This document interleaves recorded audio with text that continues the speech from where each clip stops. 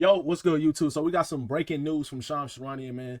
Shams Charania is reporting that Deandre Ayton is finalizing a contract buyout with the Portland Trailblazers to become a free agent. Sources tell ESPN, according to Shams. Now, I just want to talk to you guys about a few things. Deandre Ayton becoming a free agent in this free agency market, getting bought out by the Trailblazers and becoming a free agent. He's 26 years old. He turns 27 next month. He got drafted the same year. He was a number one overall pick, obviously, the same year as Luka. Him and Luka also, which is very, very interesting. They share the same exact agent, who also has said in the past that he wants Luka and Deandre Ayton to play together sooner or later in their careers. This is the perfect time for them to play together. And on top of that, they can play together for a while. Like I said, they're the same age. They're both in the prime of their careers.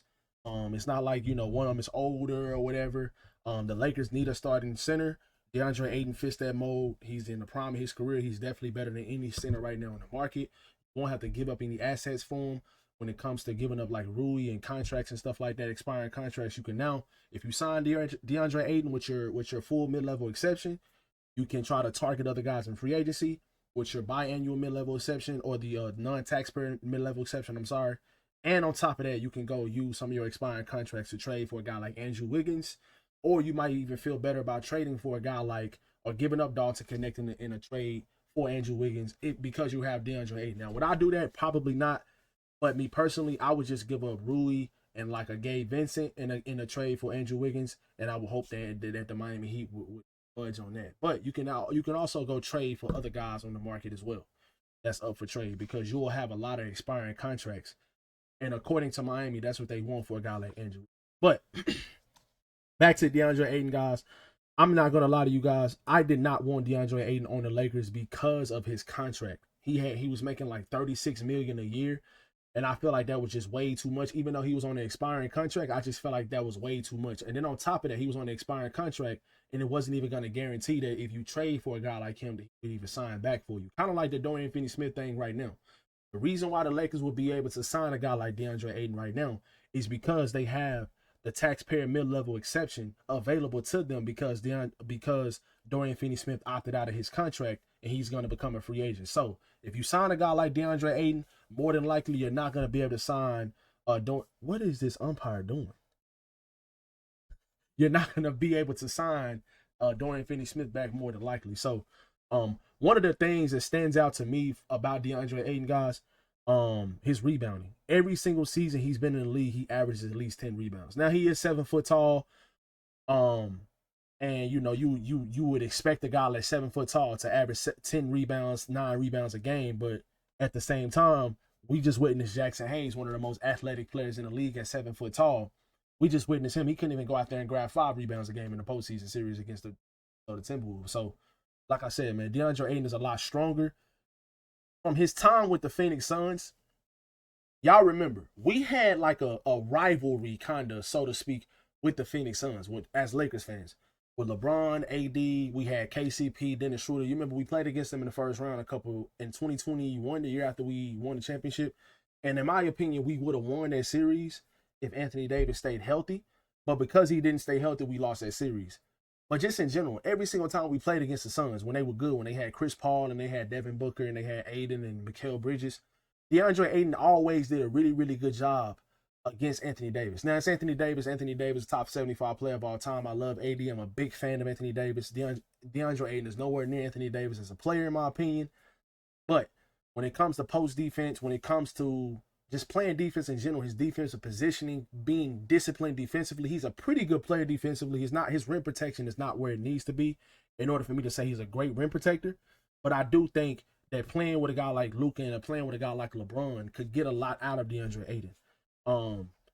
He is really, really good at his hook shots around the rim as well. He's a pretty good lob threat, which we all know a lob threat alongside Luka Doncic could be lethal because the pick and roll tandem between DeAndre Ayton and Chris Paul was lethal. So just imagine how lethal it could be with guys with a prime Luka Doncic and you got a prime DeAndre Ayton running pick and roll and opening up things on the perimeter for other players. But DeAndre Ayton and Chris Paul's pick and roll game was lethal back in the Phoenix days. So I can only imagine how good it could be with a guy like Luka. And just like I said, he averages last year he averaged 14 a game. He averaged 16 a game the year before.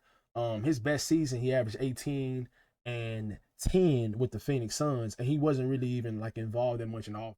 So he can take advantages of mismatches against smaller guards or whatever, because his hook shot, he's pretty good with his hook shot. Now, one thing I do not like about Deandre Ayton, and I'm gonna say this before, if we sign him or we don't sign him, he shoots way too many mid-range jump shots to me. Way too many. But I do think if he signs with the Lakers, JJ Redick will stop him from shooting so many mid-range jump shots. He has that shot. He can shoot it, but I just think he needs to stop shooting so many. I feel like a hook shot, you know, more runners, more hook shots and stuff like that in the paint. I feel like he could be really, really good with this Lakers team. He fits really well. He could be the starting center for now and for the future.